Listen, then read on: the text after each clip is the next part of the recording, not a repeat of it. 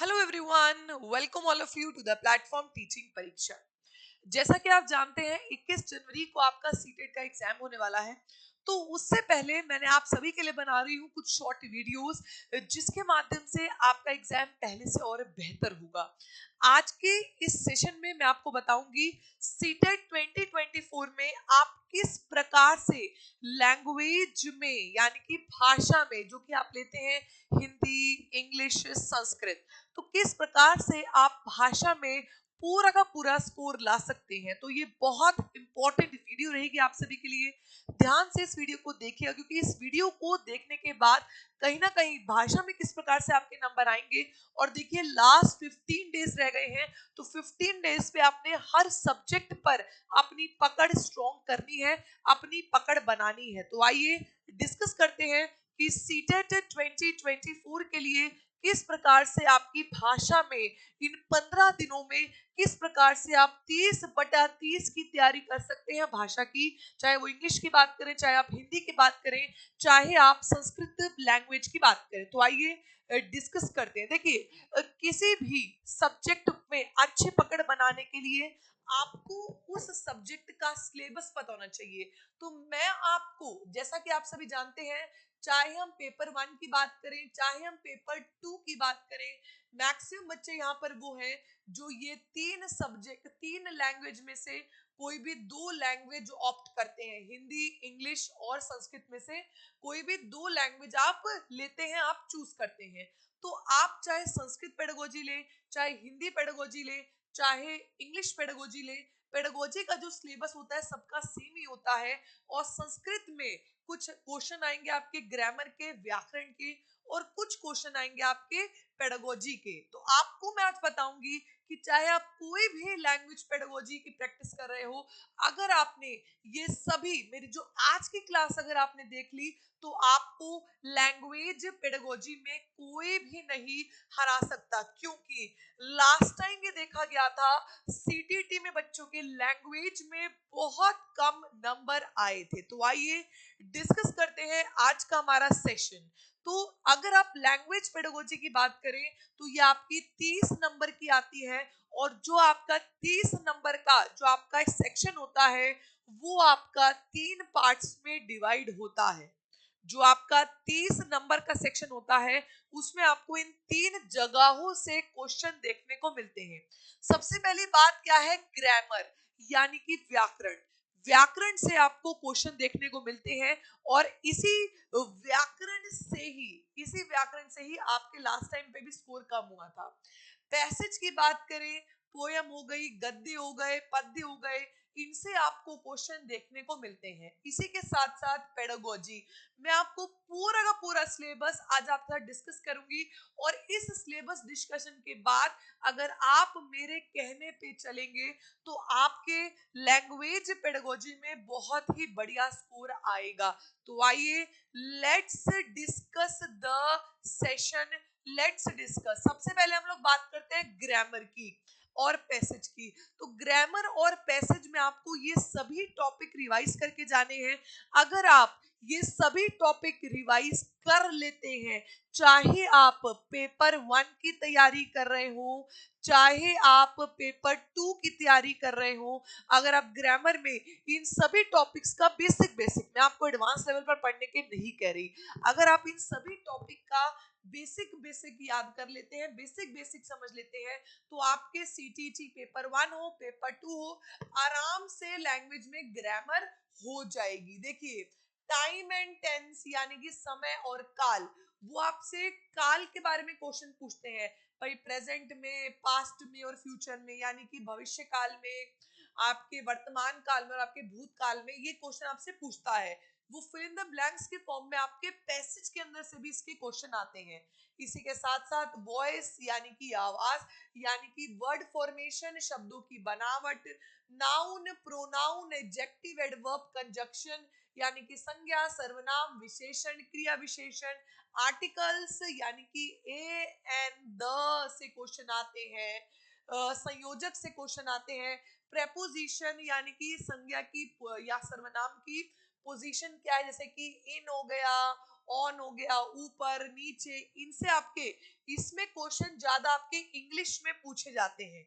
Subject verb agreement से question, ये आपका पूर्व सर्ग से क्वेश्चन, यहाँ पर आपकी नरेशन से क्वेश्चन, यहाँ पर आपके मिसलेनियस से क्वेश्चन, मिश्रित क्वेश्चन आपके आएंगे, वोकैबुलरी शब्दावली से क्वेश्चन आएंगे, और पैसेज और प्रोव्स। शब्दावली का मतलब होता है एंटानिम्स और सिनोनिम्स, यानी कि ऑपोजिट, यानी कि विलोम शब्द, और सिनोनिम्स का मतलब होता है पर्यायवाची।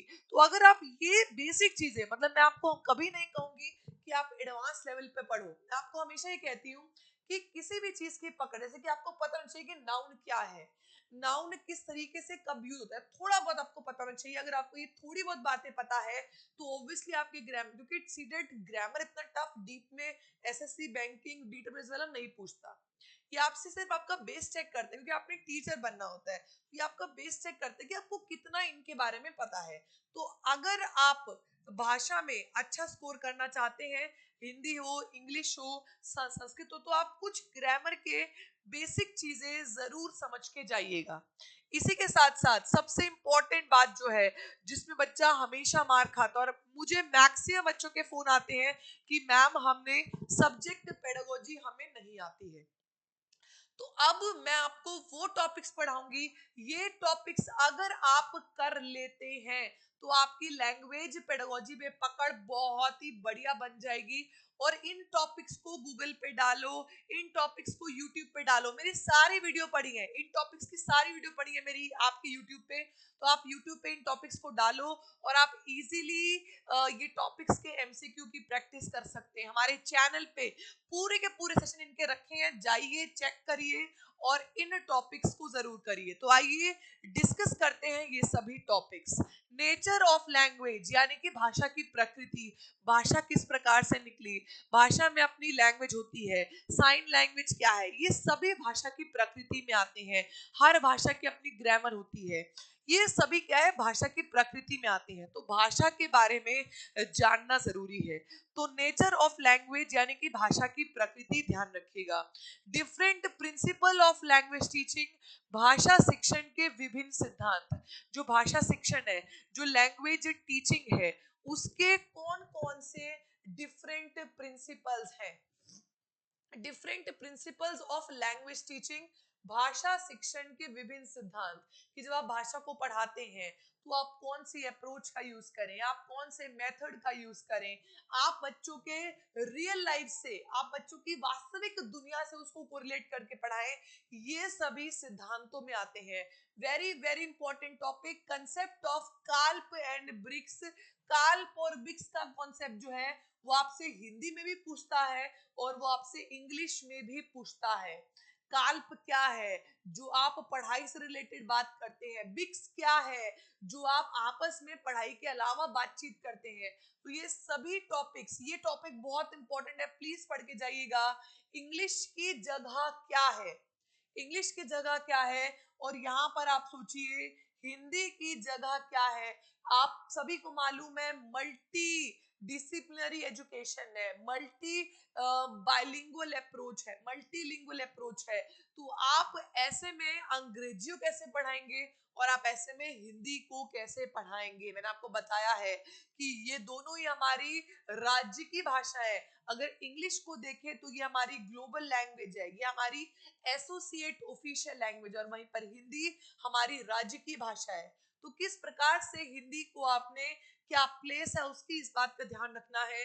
लैंग्वेज एक्विजिशन एंड लर्निंग, यानी कि भाषा का अधिग्रहण, ये भाषा का अधिग्रहण और सीखना और बहुभाषीय दृष्टिकोण, ये इससे तो भाई साहब क्वेश्चन हमेशा ही पूछे जाते हैं कि भाषा को आप किस प्रकार से अर्जन करते हैं और उसका अधिगम करते हैं। और मल्टीलिंगुअल अप्रोच, यानी कि बहुभाषीय कक्षा होती है, तो उसमें हर बच्चों के भाषा के अनुसार हमने पढ़ाना होता है।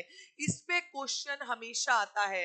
Language development and language theory, की भाषा का विकास कैसे हुआ, छोटे बच्चे की भाषा का विकास कैसा था, फिर उसके बाद जैसे जैसे बच्चा बढ़ता है बलबलाने लगता है, फिर एक वर्ड बोलने लगता है, फिर टेलीग्राफी वाक बोलने लगता है। तो ये सब आपको पता होना चाहिए और किस साइकोलॉजिस्ट, किस लिंग्विस्टिक ने भाषा के लिए क्या क्या दिया, जैसे कि नॉम चॉम्स्की भाषा अधिग्रहण यंत्र की बात की, यूनिवर्सल ग्रामर यानी कि सार्वभौमिक व्याकरण की बात की। तो आपको लैंग्वेज की थ्योरी से क्वेश्चन हमेशा आते हैं, तो इस पर भी आपने ध्यान देना है, भाषा विकास और भाषा के सिद्धांतों के बारे में। Theory of Stephen Krashen, second language acquisition, Stephen Krashen की द्वितीय भाषा का अधिग्रहण। स्टीफन क्रेसन कहते हैं कि आपको बच्चे को प्राकृतिक वातावरण में भाषा सिखानी है, तो ये स्टीफन क्रेसन भी बहुत इंपॉर्टेंट है, बार बार पूछता है। Difference between approach and method, दृष्टिकोण और विधि के बीच में, उपागम और विधि के बीच में क्या डिफरेंस है, इसके बारे में आपने बताना है, आपको पता होना चाहिए। अप्रोच बड़ा टर्म होता है, विधियां अप्रोचों के अंदर आती है, तो ये बारीकी आपको पता होगा। Task based approach, cooperative learning, जिस भी ऑप्शन बच्चा खुद काम करके सीखता है, कार्य आधारित दृष्टिकोण और सहयोगी शिक्षण, इनसे क्वेश्चन आते हैं। ग्रुप बनते हैं, कौन से बनते हैं, समांगी समूह और विषमांगी समूह, यानी कि होमोजीनियस ग्रुप्स और हेट्रोजीनियस ग्रुप्स, उनसे क्वेश्चन आते हैं। Language across curriculum, communicative language, very very important, इनसे हमेशा क्वेश्चन आते हैं।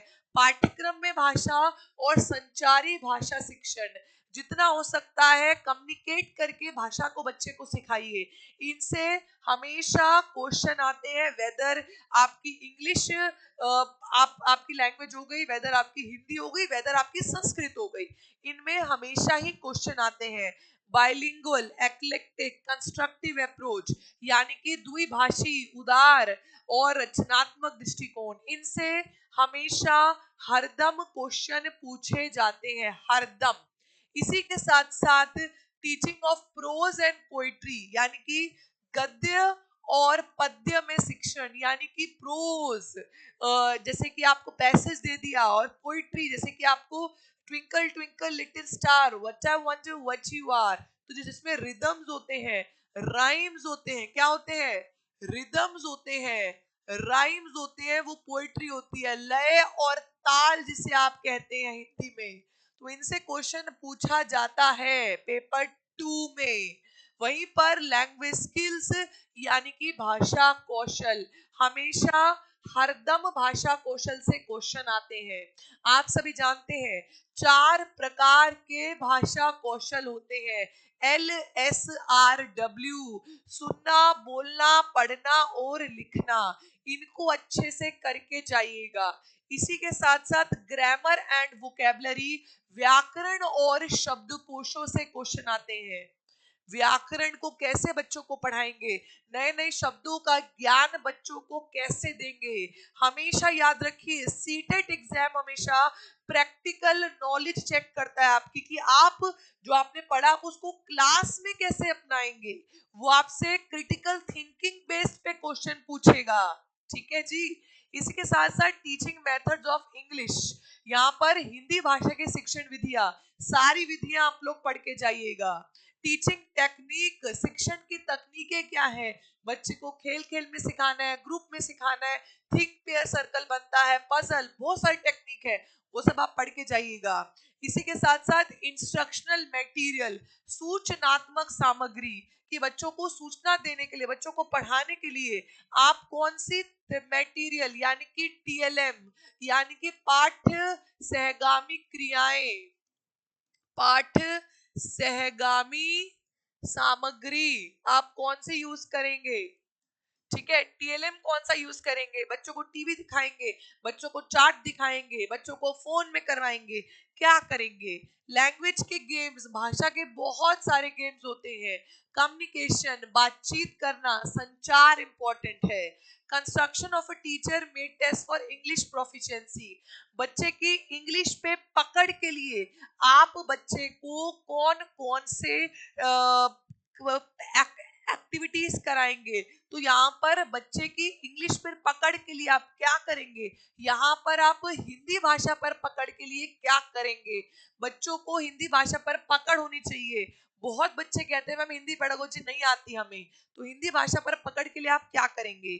आप जो बच्चे डिसेबल्ड हैं, जो बच्चे विकलांग हैं, दिव्यांग हैं, उनके अनुकूलन के लिए आप क्या करेंगे? और इसी के साथ साथ इवैल्यूएशन यानी कि मूल्यांकन, मूल्यांकन के लिए मूल्यांकन कैसे करेंगे? लगातार मूल्यांकन होगा, फॉर्मेटिव यानी कि रचनात्मक आकलन होगा। यही वो टॉपिक है बेटा जी, अगर आप लैंग्वेज पेडागोजी में कर जाते हो तो आपके 30/30 आएंगे, गारंटीड आएंगे। अभी देर नहीं हुई है, 15+ डेज है, 15+ डेज में तैयारी करनी है, तो लैंग्वेज के 60 नंबर कहीं जाने मत देना। 60/60 नंबर लैंग्वेज में लाने हैं, वेदर लैंग्वेज 1, वेदर लैंग्वेज 2। तो इसीलिए जो आपको सिलेबस कराया है वो सिर्फ रोज की रोज सिर्फ 1 घंटा इंग्लिश को, 1 घंटा हिंदी को, या फिर इसका संस्कृत है उसको आप सिर्फ दे दीजिए। सिर्फ 2 घंटे आप लैंग्वेज के लिए देखिए, 15 दिनों में ये सारे के सारे टॉपिक आपके कंप्लीट हो जाएंगे। और फिर आप कहेंगे दीपाली मैम आपका कराया हुआ आया। आपको रेगुलरली हमारे YouTube पर हर प्रकार की क्लासेस अवेलेबल कराई जा रही हैं, सीटेट को फोकस करते हुए क्लासेस अवेलेबल कराई जा रही हैं। तो आप जुड़िए, सीखिए, और मैं आप सभी के लिए लाती रहूंगी इंपॉर्टेंट सेशन जो आपको आखिरी डेज पर अपने जो आपने पढ़ा है उसको रिवाइज करने में आपकी पूरी मदद करेंगे। आई होप आपको मेरी कही भी बात समझ आ रही होगी। Thank you so much for watching. याद रखिएगा ये जो सिलेबस बताया सारा अगर कर लिया तो 60/60 नंबर आपके दोनों लैंग्वेज में आ जाएंगे। ओके, चलिए, आई होप मेरे द्वारा दी गई जानकारी आपको पसंद आ रही होगी। Bye bye everyone, thank you so much, take care and bye bye.